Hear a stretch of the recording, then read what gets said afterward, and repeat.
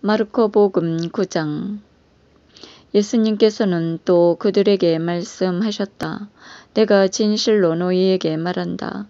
여기에 서 있는 사람들 가운데에는 죽기 전에 하느님의 나라가 권능을 떨치며 오는 것을 볼 사람들이 더러 있다.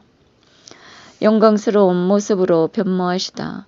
엿새 뒤에 예수님께서 베드로와 야고보와 요한만 따로 데리고 높은 산에 오르셨다. 그리고 그들 앞에서 모습이 변하셨다. 그분의 옷은 이 세상 어떤 마전장이도 그토록 하얗게 할 수 없을 만큼 새하얗게 빛났다. 그때 엘리야가 모세와 함께 그들 앞에 나타나 예수님과 이야기를 나누었다. 그러자 베드로가 나서서 예수님께 말하였다. 스승님, 제가 여기에서 지내면 좋겠습니다. 저희가 초막셋을 지어 하나는 스승님께, 하나는 모세께, 또 하나는 엘리야께 드리겠습니다. 사실 베드로는 무슨 말을 해야 할지 몰랐던 것이다. 제자들이 모두 겁에 질려 있었기 때문이다. 그때 구름이 이로 그들을 덮었더니 그 구름 속에서 이는 내가 사랑하는 아들이니 너희는 그의 말을 들어라 하는 소리가 났다. 그 순간 그들이 둘러보자 더 이상 아무도 보이지 않고 예수님만 그들 곁에 계셨다. 그들이 산에서 내려올 때 예수님께서는 그들에게 사람의 아들이 죽은 이들 가운데서 다시 살아날 때까지 지금 본 것을 아무에게도 말하지 말라고 분부하셨다. 그들은 이 말씀을 지켰다.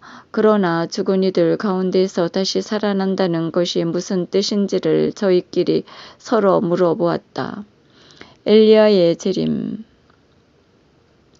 제자들이 예수님께 율법학자들은 어째서 엘리야가 먼저 와야 한다고 말합니까? 하고 물었다. 그러자 예수님께서 그들에게 말씀하셨다. 과연 엘리야가 먼저 와서 모든 것을 바로잡는다. 그런데 사람의 아들이 많은 고난과 멸시를 받으라고 성경에 기록되어 있는 것은 묻은 까닭이겠느냐? 사실 내가 너희에게 말하는데 엘리야에 관하여 성경에 기록된 대로 그가 이미 왔지만 사람들은 그를 제멋대로 다루었다. 어떤 아이에게 더러운 영을 쫓아내시다. 그들이 다른 제자들에게 가서 보니 그 제자들이 군중에게 둘러싸여 율법학자들과 논쟁하고 있었다. 마침 군중이 모두 예수님을 보고 몹시 놀라며 달려와 인사하였다. 예수님께서 그들에게 저들과 무슨 논쟁을 하느냐 하고 물으시자 군중 가운데 한 사람이 대답하였다. 스승님, 벙어리 영이 들린 제 아들을 스승님께 데리고 왔습니다. 어디에서건 그 영이 이 아이를 사로잡기만 하며 거꾸로 드립니다. 그러면 아이는 거품을 흘리고 이를 갈며 몸이 빳빳해집니다. 그래서 스승님의 제자들에게 저 영을 쫓아내 달라고 하였지만 그들은 쫓아내지 못하였습니다. 그러자 예수님께서 믿음이 없는 세대야, 내가 언제까지나 너희 곁에 있어야 하느냐? 내가 언제까지나 너희를 참아주어야 한단 말이냐? 아이를 내게 데려오너라 하고 그들에게 이르셨다. 그래서 그들은 이 아이를 예수님께 데려왔다.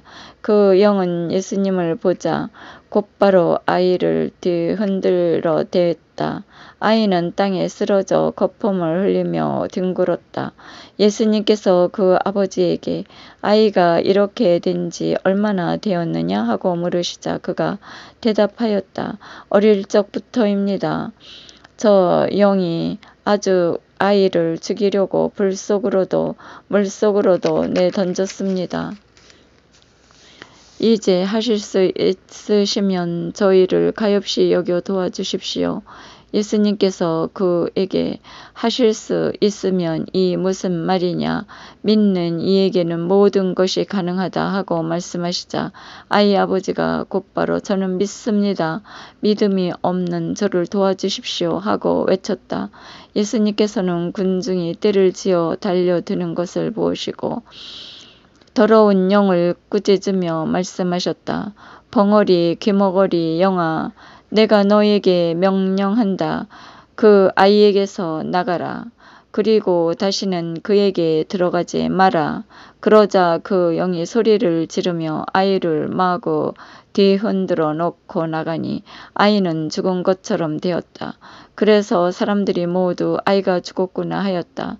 그러나 예수님께서 아이의 손을 잡아 일으키시니 아이가 일어났다. 그 뒤에 예수님께서 집에 들어가셨을 때에 제자들이 그분께 따로 어째서 저희는 그 영을 쫓아내지 못하였습니까? 하고 물었다. 예수님께서는 이렇게 대답하셨다. 그러한 것은 기도가 아니면 다른 어떤 방법으로도 나가게 할 수 없다. 순환과 부활을 두 번째로 예고하시다.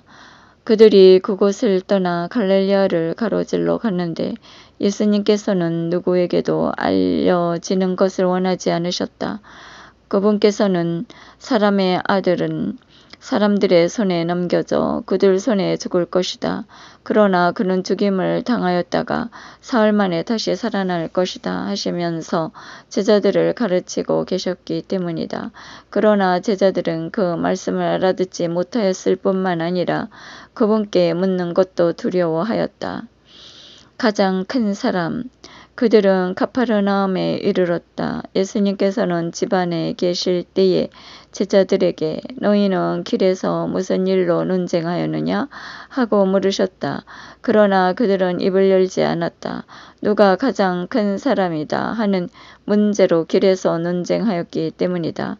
예수님께서는 자리에 앉으셔서 12 제자를 불러 말씀하셨다. 누구든지 첫째가 되려면 모든 이의 꼴찌가 되고 모든 이의 종이 되어야 한다. 그리고 나서 어린이 하나를 데려다가 그들 가운데에 세우신 다음 그를 껴나으시며 그들에게 이르셨다. 누구든지 이런 어린아이 하나를 내 이름으로 받아들이면 나를 받아들이는 것이다. 그리고 나를 받아들이는 사람은 나를 받아들이는 것이 아니라 나를 보내신 분을 받아들이는 것이다. 우리를 반대하지 않는 이는 지지하는 사람이다. 요한이 예수님께 말하였다. 스승님, 어떤 사람이 스승님의 이름으로 마귀를 쫓아내는 것을 저희가 보았습니다. 그런데 그가 저희를 따르는 사람이 아니므로 저희는 그가 어떤 그런 일을 못하게 막아보려고 하였습니다. 그러자 예수님께서 이르셨다. 막지 마라. 내 이름으로 기적을 일으키고 나서 바로 나를 나쁘게 말할 수 있는 사람은 없다. 우리를 반대하지 않는 이는 우리를 지지하는 사람이다. 내가 진실로 너에게 말한다. 너희가 그리스도의 사람이기 때문에 너희에게 마실 물 한 잔이라도 주는 이는 자기가 받을 상을 결코 잃지 않을 것이다. 죄의 유혹을 단호히 물리쳐라. 나는 믿는 작은 이들 가운데 하나라도 죄 짓게 하는 자는 연자매를 목에 걸고 바다에 던져지는 편이 오히려 낫다. 내 손이 너를 죄짓게 하거든 그것을 잘라버려라. 두 손을 가지고 지옥에 그 꺼지지 않는 불에 들어가는 것보다 불구자로 생명에 들어가는 것 편이 더 낫다. 내 발이 너를 죄짓게 하거든 그것을 잘라버려라. 두 발을 가지고 지옥에 던져지는 것보다 절름발이로 생명에 들어가는 편이 낫다. 내 눈이 너를 죄짓게 하거든 그것을 빼 던져버려라.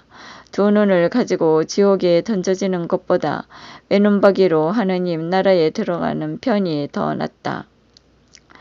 지옥에서는 그들을 파먹는 구데기도 죽지 않고 불도 꺼지지 않는다. 소금, 모두 불소금에 절여질 것이다. 소금은 좋은 것이다. 그러나 소금이 짠맛을 잃으면 무엇으로 그 맛을 내겠느냐? 너희는 마음에 소금을 간직하고 서로 평화롭게 지내라. 너희가 가야 할 길이로다. 하신 주님 영원히 찬미 받으소서.